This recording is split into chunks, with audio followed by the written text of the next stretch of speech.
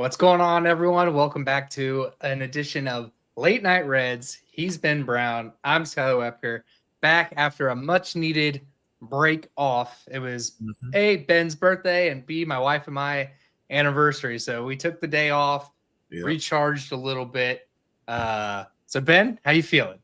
man, good man. Another year older, which is awesome. So I mean, we're just enjoyed it, and we're out of went and saw my boy. So yeah, so it was good. It was a good weekend. I always, whenever people would say like, "Oh, how you doing?" This, that, and the other. Obviously, they live in the dream is like the lie. But what I tell everybody is, I got 2 feet and a heartbeat, so you can't complain. Yeah, no doubt, man. We're above ground, so we're just doing it. So it's good stuff. Absolutely.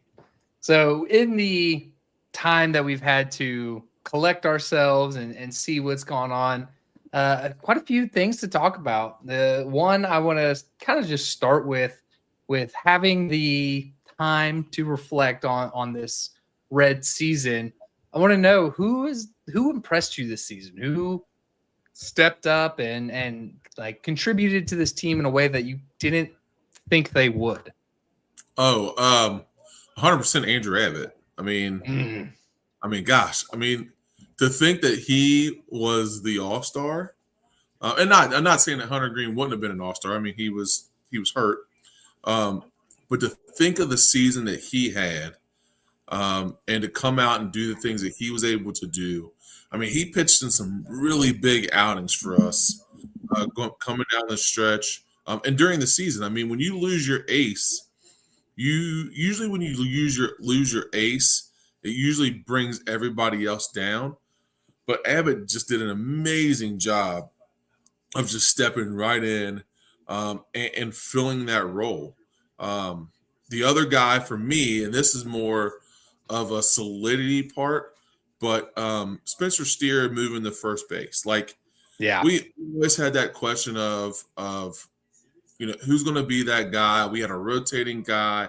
We traded a guy away. We DFA'd a guy. Like, I mean, there was always guys kind of in and out of there, and we did all these different things. And then we moved Steer over there, and you got just dynamic play after dynamic play. You never had to worry about what was going on at first anymore. Like, he just kind of solidified that.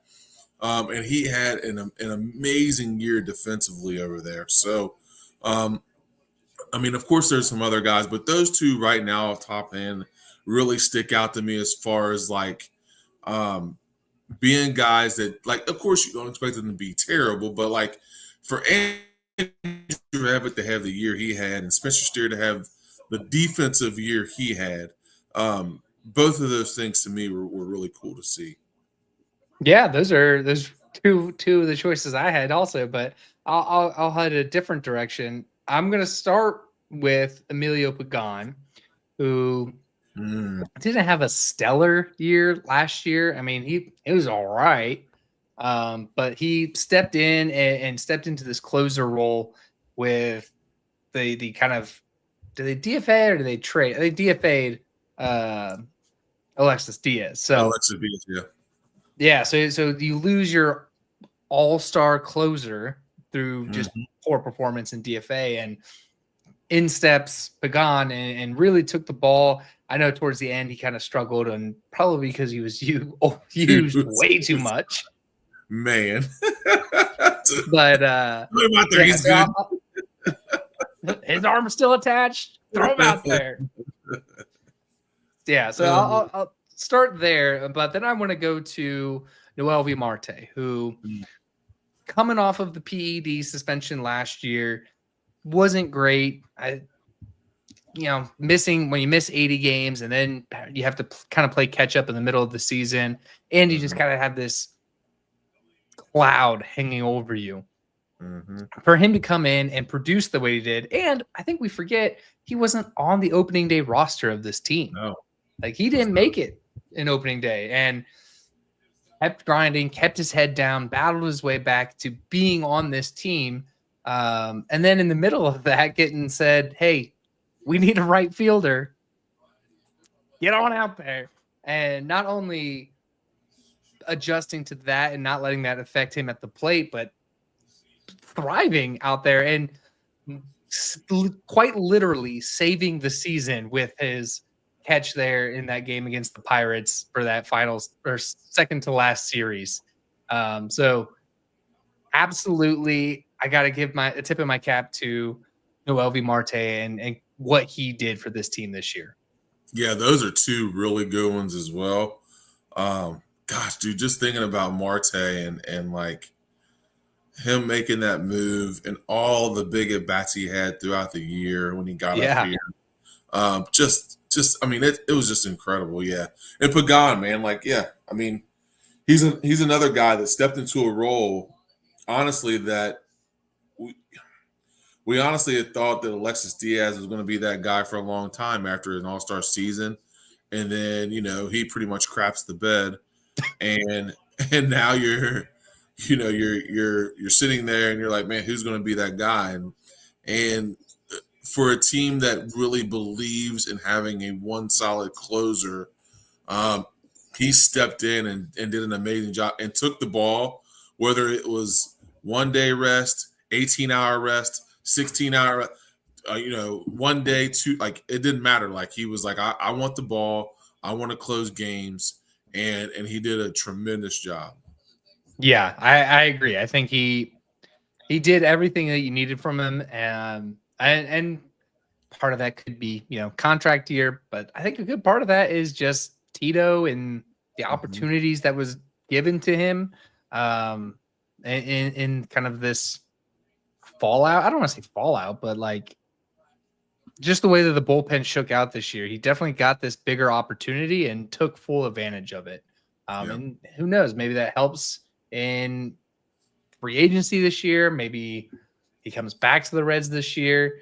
I have another kind of note in our show notes here, but is there anybody leaving this team that you would extend a qualifying offer to? Right now, the only ones leaving would be Martinez, but you can't give him another qualifying offer. Yeah. Littell, Pagan, Barlow, Hayes, and Andujar. Andujar for me would be one. That's a hell of a pay raise from $4 million to 21. I know, which is crazy. But I mean, I like what's Littell's? I think he was making $6 million this past year. Let me look. I'll look what his projected is. Dude, hold on. The qualifying offer is $21 million. Yeah, the qualifying offer was $21 million this past year. So, and for context, Nick Martinez, who was incredible for this team, his projected market value is about $14 million this next year. Gotcha.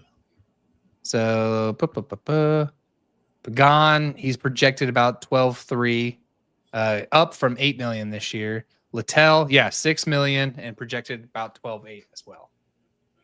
Okay. Yeah, that's tough, dude. Like, I did not realize that his was that high. I didn't realize Andujar was that high. Like, that qualifies from 4 to 21 is crazy. That is a crazy jump right there. Yeah, that's crazy. I did not know it was that high. Gosh. Yep. I mean, I think Pagan has earned the right. Maybe Littell. But then again, like, you've got all these starting pitchers here.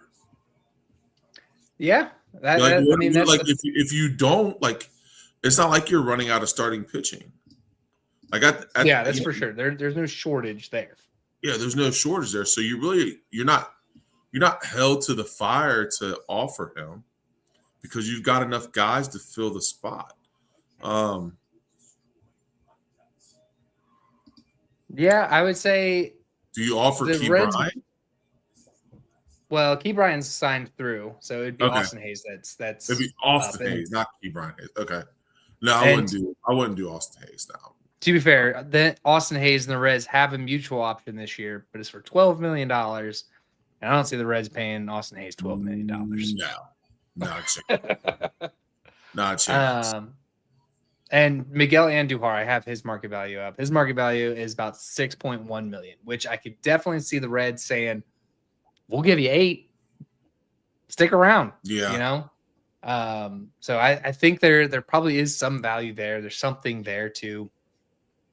But I think the Reds might not have a qualifying offer to offer out on this team. I mean, Pagan would probably be the closest to it. Obviously, Nick Martinez would get it again if he could, but I don't think you can give 2 qualifying offers in back-to-back years. So we'll see what they do there. But So in you have kind to of explain to me a little bit, like qualifying offer. Is that like with a in football terms? Is that when you like franchise somebody?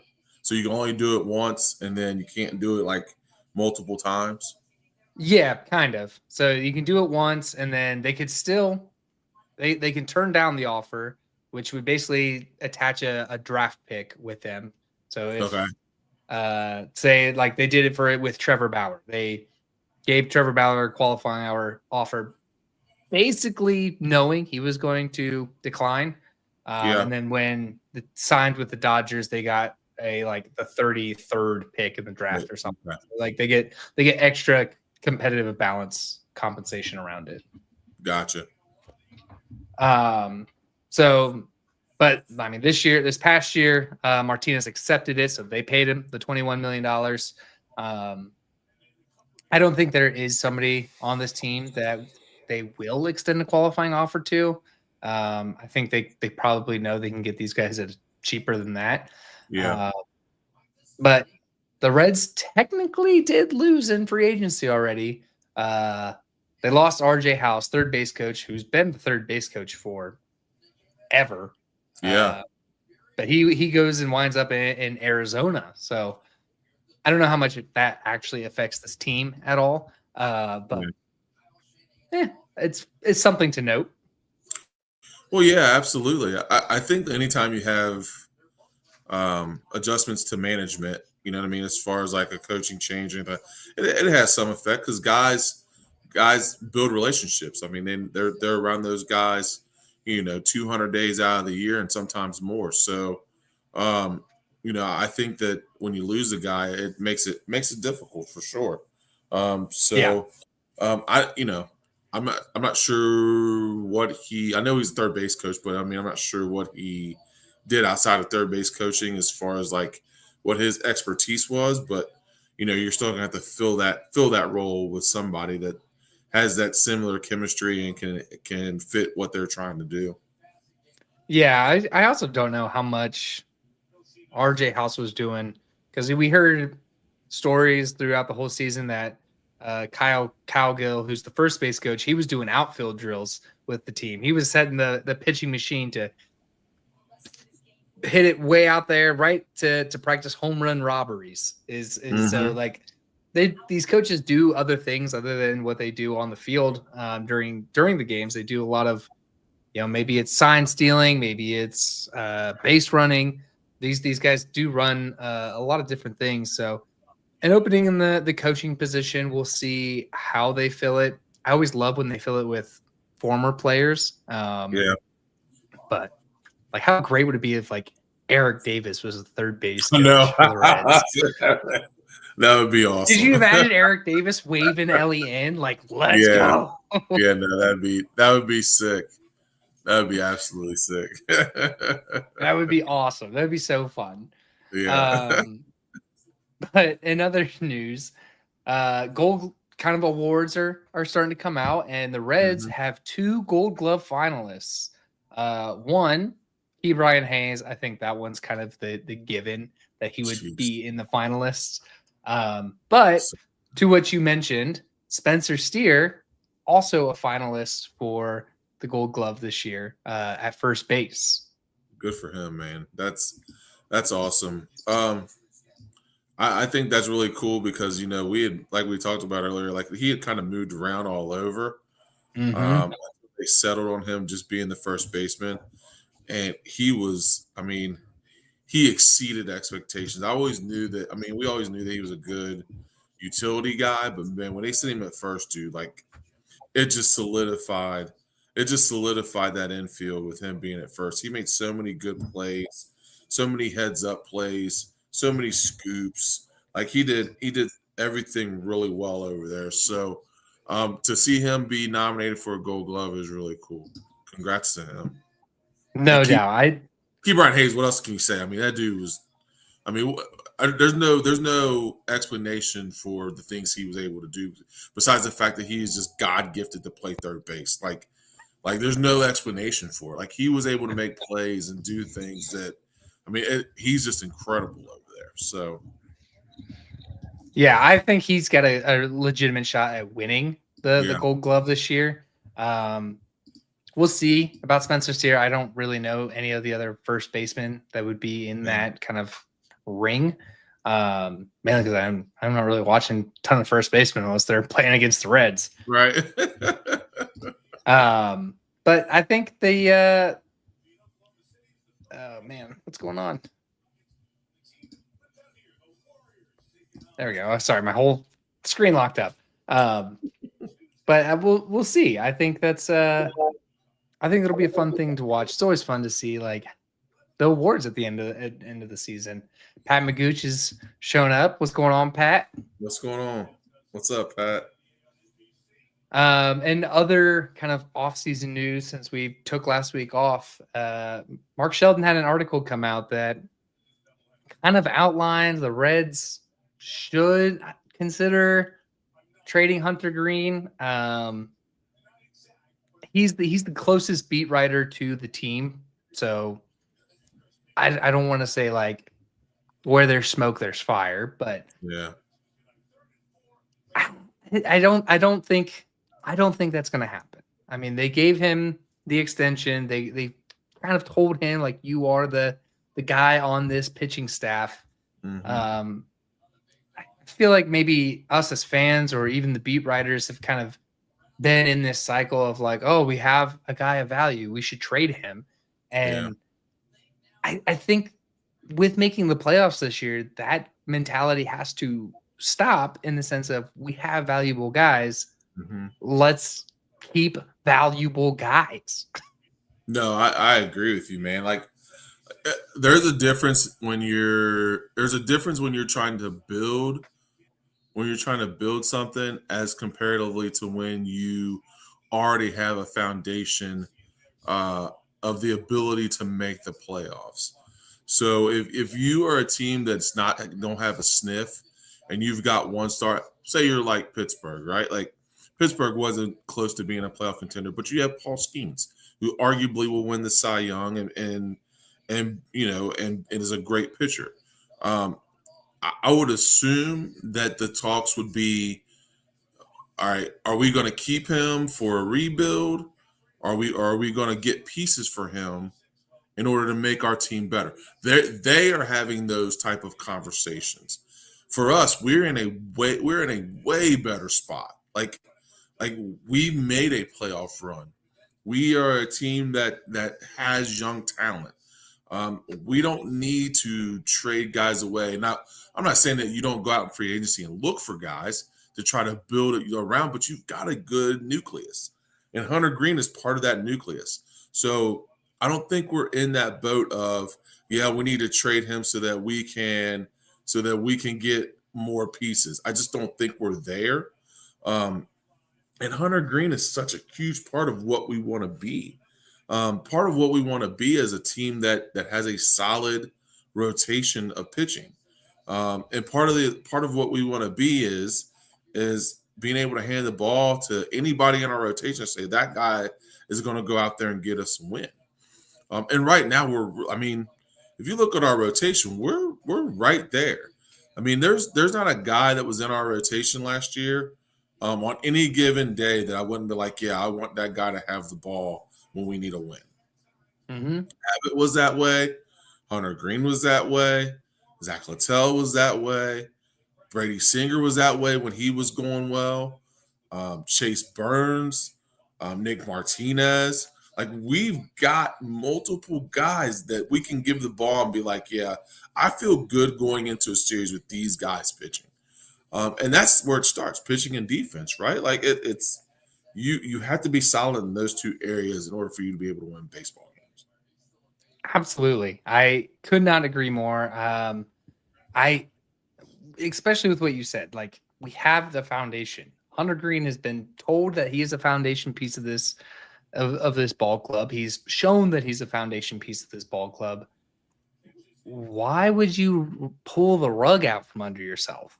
Pat puts in here, and I think I've mentioned this throughout the season, that Nick Lodolo is probably a guy to shop. And because I do think you get an amazing talent leaving. I mean, Nick Lodolo is a great talent. But we've seen the home and road splits. They're atrocious because Great American Ballpark is not for everybody. And he gets hit with that harder than Hunter Greene does with the home run ball and the home run splits and anything like that. So I would be shopping Nick Lodolo instead of Hunter Greene. I mean, you told this guy he's your ace. Everybody knows he's your ace. He was your starting pitcher for your first playoff series in 10 years, 12 years. So I don't get why they would. I don't get why they would. Debbie puts in here that they're talking to Boston. I guess that's the rumor. There's not a ton of guys on Boston that I'm like, I have to have. I mean, Wilmer Abreu is probably like one. Outside of that, there's not one on that team that I'm like, I need that. That's worth $100 Greene. No, not. I was gonna say not to give up $100 Greene. No, that there's not really anybody on that roster that I'd be like, yeah, that's when if they made that trade where I'd be like, oh yeah, we won that trade. Like no, like I would feel like we lost that trade if it no matter who it would be within the Red Sox. I mean, I don't think that's a viable option, but no, I agree, man. I just don't think Hunter Greene. I think Hunter Greene is a guy that, I mean, he was your opening day starter. He was your playoff game starter. Like he's part of the fabric of this young nucleus. So I just couldn't see it.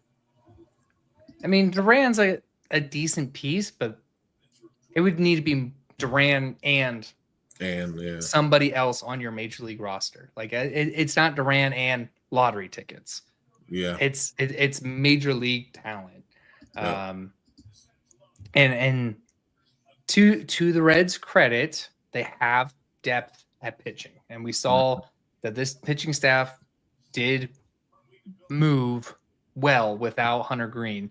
But that's not something to bank your franchise on, right? Like, hey, they did it once in the season. Like, we don't need Hunter Greene. You need Hunter Greene. You need Hunter Greene on this team. Yes, for sure. For sure. Absolutely. And, by all means, I'm sure he'll end up, if you trade him, he's just going to find his way to the Dodgers. And you already know. And he'll be a Dodger or a Yankee. One of the two. And I bring this up because after having some time, I would say I feel way better about the Reds postseason run in with the Dodgers than I did prior. I say that because after seeing what the Dodgers are doing to teams after they played the Reds is bad. I mean, they put belt to ass against the Brewers, a 4-game sweep against the team with the best record in the league. BTA, man. BTA. BTA. I mean, good Lord. Like, yeah. I mean, there's not much you can say, dude. Like, there's not much you can say when you're watching that team play. And on a side note of that, like, it's just like it's not even fathomable to me that you could have a guy go out and pitch 6 scoreless innings, 10 strikeouts, and 3 home runs, and hit 3 home. Like that's not even fair. Like, you can't even do that on the show. Like that's like like you can't even do that. Like so that I mean that team just in itself, that team was just incredible.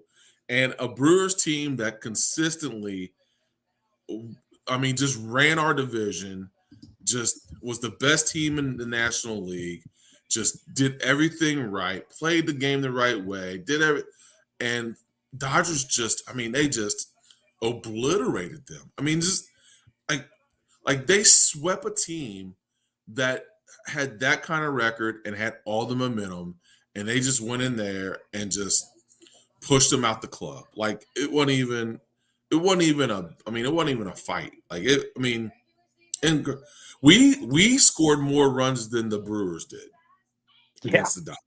Like it, incredible. In two games. incredible. I'm Like trying to just see. watch. So the Reds in total, the Reds put up 9 runs against the Dodgers. Mhm. The Phillies have them squeaked out, and they obviously had 4 more games, but they put up 9 runs against the Dodgers. The Brewers put up 4. Yeah. So I mean, And it 4 with games. half the games exactly. Yep. Yep.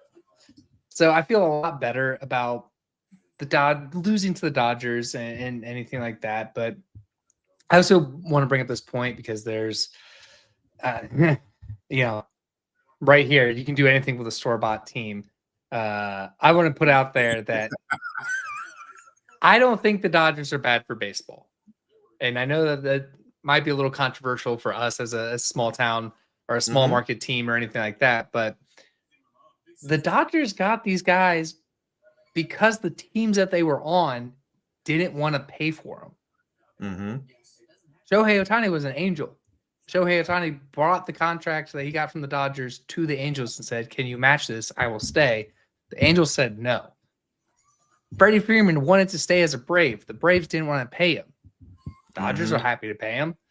Mookie Betts was shipped out of Boston because Boston didn't want to pay him. So, Mhm. like Tyler Glasnow, Blake Snell, the Tampa Bay Rays didn't want to pay those guys.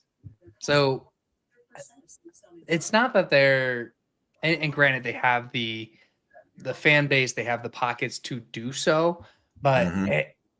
like all these other teams had opportunities to keep their guys and I would say, and they had a ranking come out of how much teams are spending on their payroll versus their revenue, and the Dodgers by far outpaced everybody. They're spending 75% of what they earn back in on the team.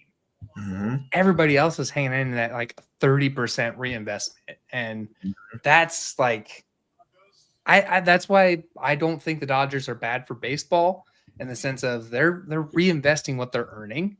Mhm. They all these other teams had opportunities to keep their guys and didn't. Yep. And obviously the Dodgers catching the brunt end of it because they're taking everybody, but I don't know. I understand the pay imbalance or the um salary cap floor situation, but personally, we should be mad at the 29 other owners that suck and say like be like the Dodgers. Spend 75, reinvest 75% of your earnings back into the team.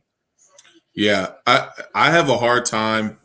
I have a hard time hating the Dodgers or that any team that's willing to invest in getting players to play for their team to make their team better and make them championship. I have a hard time being mad at that.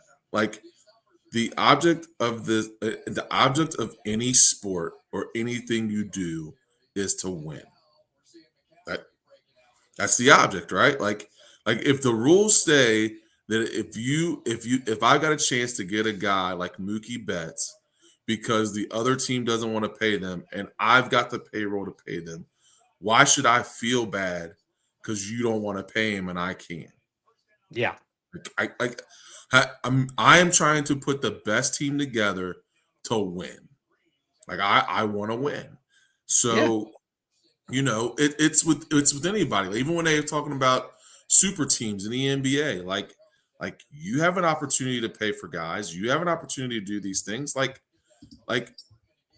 75% of what they goes back to players. Like, good for them. Like, that's how it's supposed to be. Those guys are doing everything that they can to be ready to play baseball day in and day out. They've given their livelihoods. They take time away from their families. They do all the different things that they're supposed to do. And here they are with an opportunity to win a World Series because the Dodgers invested in them. Like, you can't be mad at that. Like, it's like, big ups to them. Like, their ownership gets it. Like, you want to win, you gotta have best guys. You know what I mean? Baseball and sports is about Jimmys and Joes. Like, it's you know what I mean? You got the best Jimmys and Joes, you've got a good chance of winning. So yeah, I'm with you on that. Like, I don't have any ill will towards the Dodgers. And I know people are gonna say it's a bought team, which is fine. And I'm you know what? They would gladly admit that they're a bought team. But they're also a team that's 4 wins away from winning another World Series. So I would take winning World Series and winning championships for all the name calling that you want to call me. Like, you want to say we're store-bought? Great. Awesome. You want to say whatever? Great. Awesome. Say whatever you want to say. But we are winning baseball games.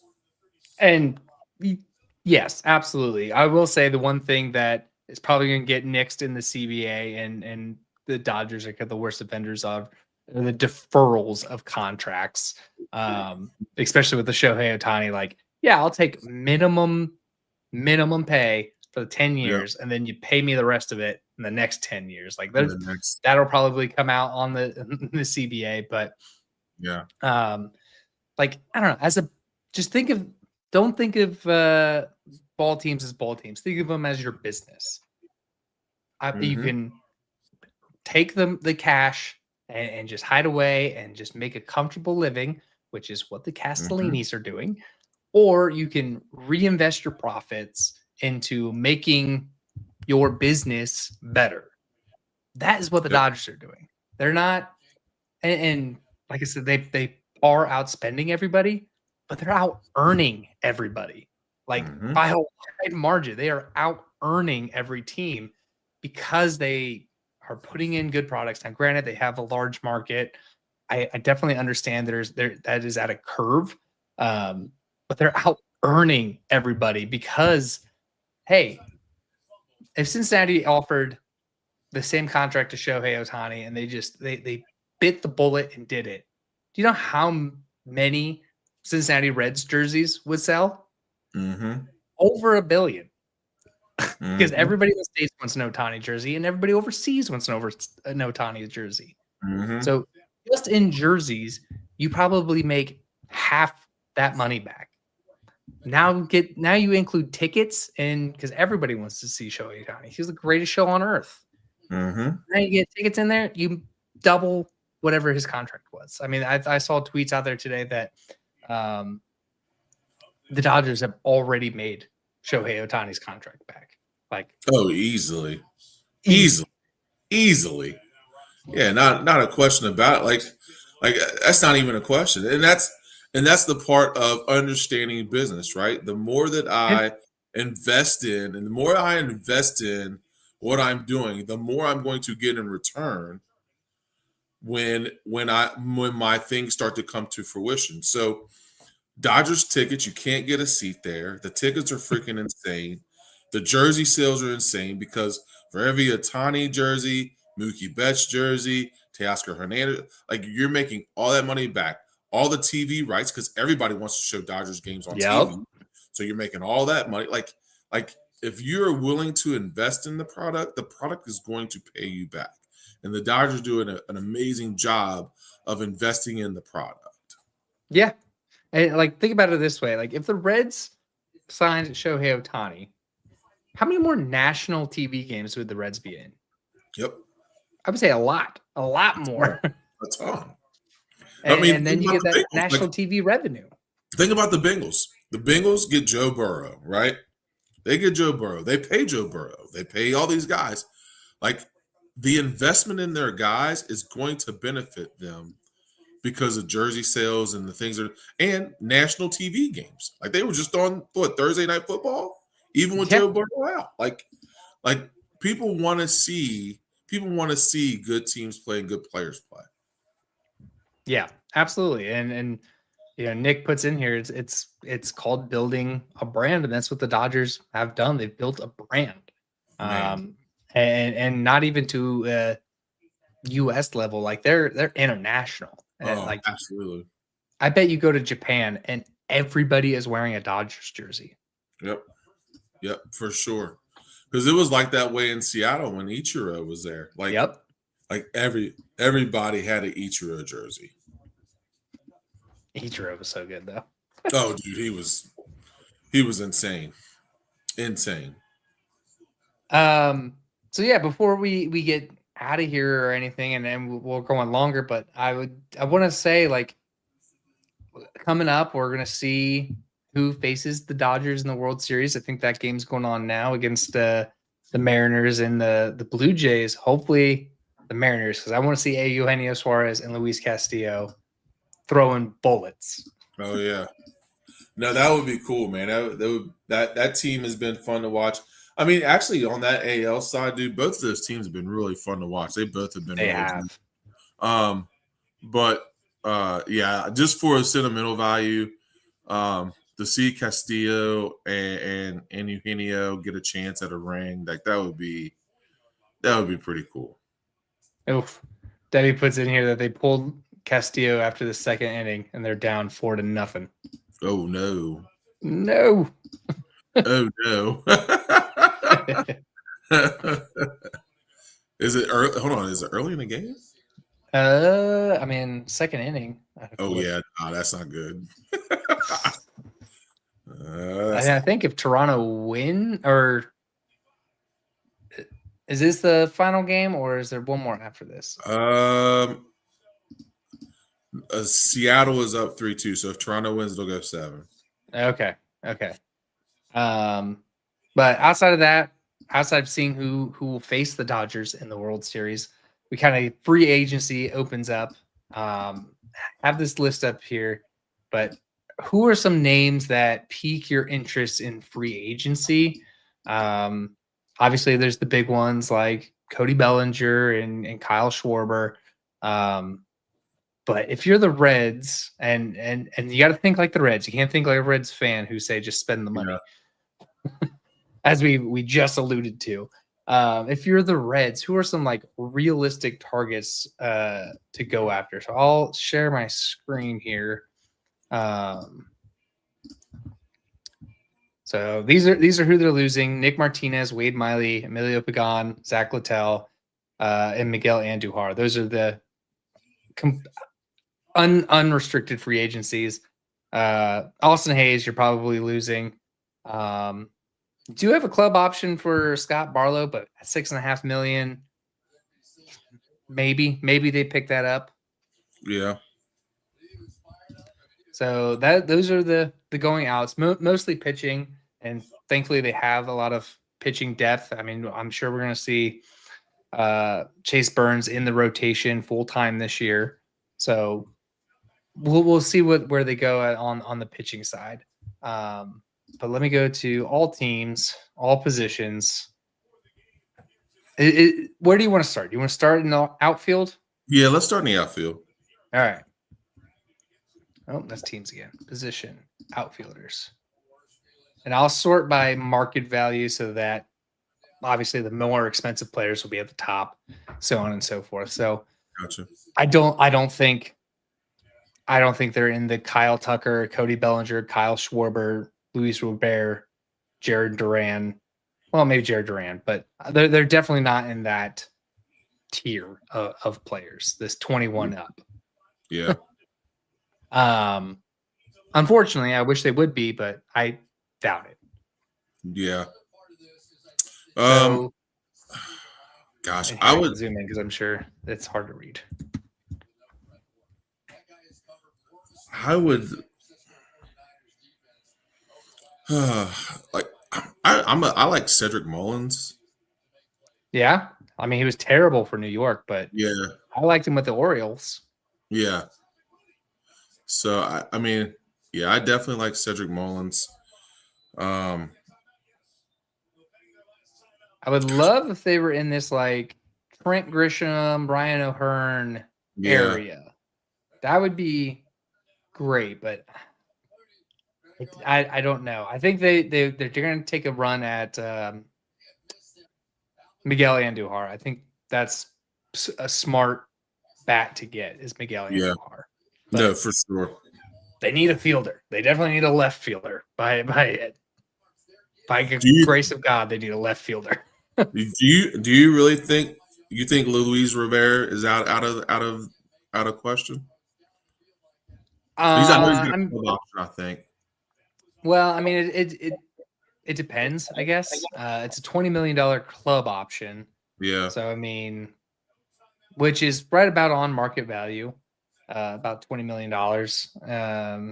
And this is by Spotrac standard, so I don't know how realistic it is, but I don't know. I mean, they could make a trade and get after it, but they're still on the hook for $20 million. I think if they were going to do it, they would have done it this past year where he was only 8 million, yeah, yeah. which that doesn't seem right. I think he was up to like 16 million. What is previous AAV? Maybe injury money got taken out. I don't remember. Um, we'll see. I mean, I still think. I mean, if they could get Lourdes Gurriel, if Lourdes Gurriel opts out from Arizona, that would be a good one. Especially defensively, I think that would be a great ad. Because I do like Marte and Wright. I think that's only going to get better. We have Yeah. center fielder for until TJ Friedel cannot play anymore.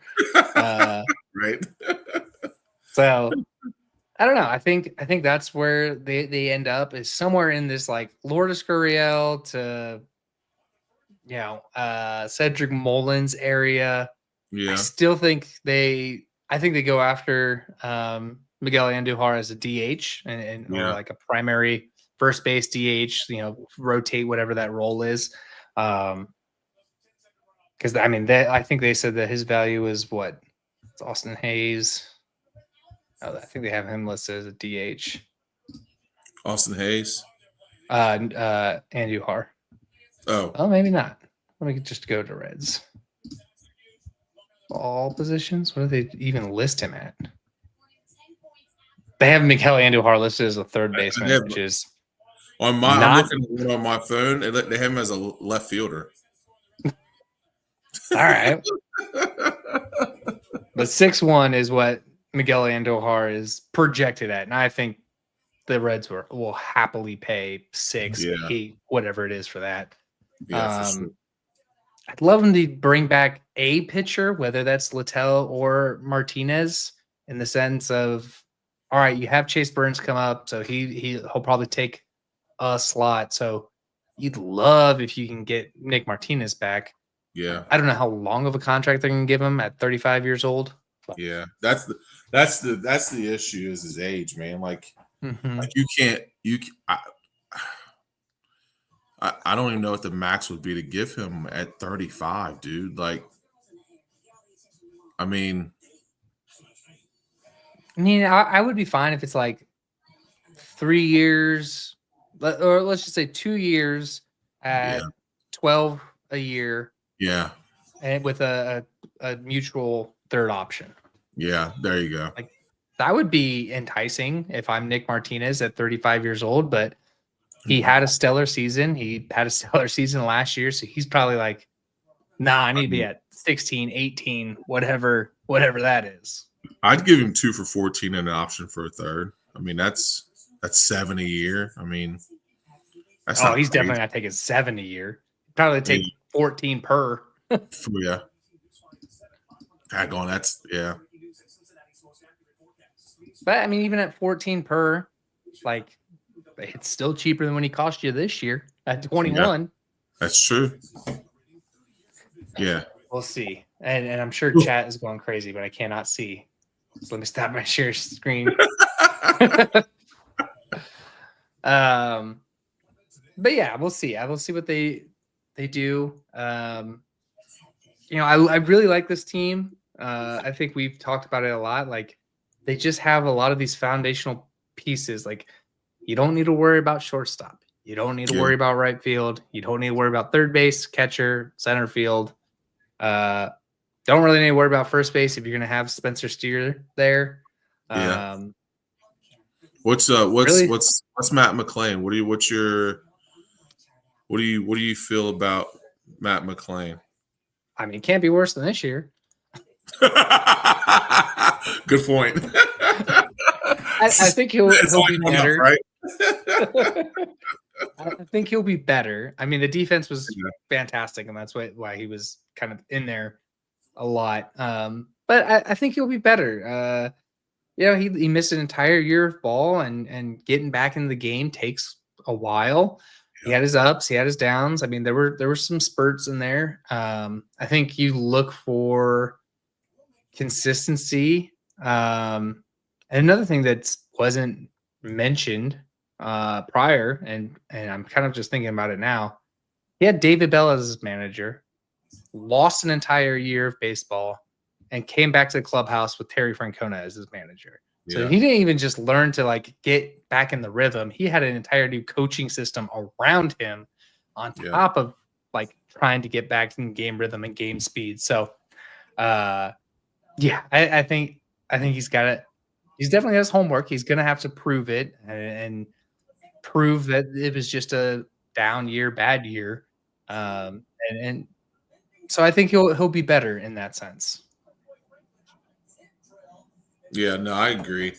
I think that those are all valid points, and I'm hoping that they stay patient with him and give him that opportunity to kind of rebound on this year. People kind of forget that he had missed that whole year, and then is coming back to a new system and a new coach, and and he knew. I mean, even when he talks about it at the end of his year when they interviewed him, he was like, I know it was tough for him to keep penciling my name in, knowing that I was not playing well. So it's like for him, I think that he's got a lot of that on his shoulders, and you take that into the off season and you get better and you work. And I think he's the kind of kid that's going to go out there and give it everything he has. And in the off season, you'll see him, do things that are better, and I think he'll have a better year next year for sure. I agree, and I think this team and Kerry puts it in here is keeping these guys healthy. But like specifically this last part, like making sure these kids don't hurt themselves, like Ellie, and have to kind of now Ellie. I understand, like you don't have another shortstop or another person that can play shortstop. Really, I mean. Mm-hmm. McClain can shift over if needed, and Espinal was on this roster, but you wouldn't feel good about any of those guys being at shortstop. You want Elliott at shortstop, but I agree in the sense of he doesn't need to play 162 just to like work through his oblique or not steal bases and not produce because he's dealing with this oblique injury. I'd much rather him take games off in March and April and June to be producing in September when you're in the hunt. Yep. No, absolutely. I know we mentioned that before. Like it's more important for us to have a healthy Ellie in August and September and going into October than it is for him to fight through games when he's hurt in July.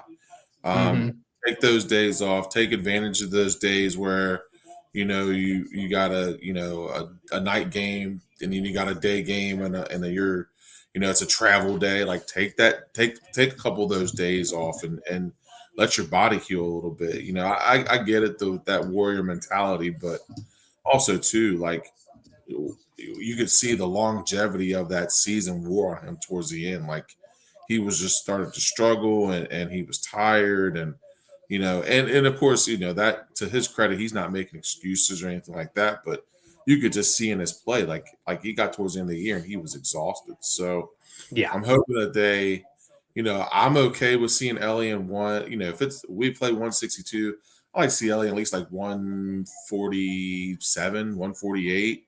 Give him a few Yeah. days off here or there. Like that's still way more games than anybody. You know what I mean? Like that's Yeah. a good amount of games to play with a couple of off days mixed in, to where you're making sure that when we get to October baseball that you're okay and you're strong. Exactly. Exactly. So I think the coaching staff learned a lot this year. I think the staff learned a lot this year. I Mm-hmm. think the front office learned a lot this year. So I think they just got to keep. All right, you hit the rung. You made the playoffs. Now you got to like keep making the playoffs and get past the wild card round and or win your division. So you got to keep climbing, keep escalating. So we hope that that's the mentality that the front office has as well. But Mm-hmm. I think that's the way that they keep going. So Yeah. for that, we'll get out of here. Before we do, we encourage everybody to use our code Riverfront to get $20 off your first purchase through SeatGeek. It can be Reds games, Bengals games, could be anything, but use our code Riverfront and hey, get $20 off. Get $20 on us. We encourage everybody to join our ever-growing family of Cincinnati sports fans through Patreon. It's patreon.com/riverfrontcincy. Any pricing level gets you access to our Slack channel, which is super fun. It's just like the chat here, but throughout the week you can tune in whenever. It's just a great time. And yeah, I mean, what is it? I think that our lowest pricing tier is $2 a month. So for $2, support us, get access to exclusive content and the Patreon and the Slack. Good investment. Yes, absolutely. Also subscribe over on YouTube and catch the latest episodes not only from our show but the Riverfront Red Show and Welcome to the Jungle. Follow us on Twitter at Riverfront Cincy, also on Instagram and Facebook. Please subscribe to the audio version of this podcast. We're on all of the platforms for free. Give us a rating and review over on iTunes and elsewhere. Be a friend, tell a friend. Let us know what you like. Let us know what you don't, or just Cincinnati sports fans trying to put out good content for other Cincinnati sports fans. So for that, he's Ben Brown. I'm Skylar Wepker. Go Reds.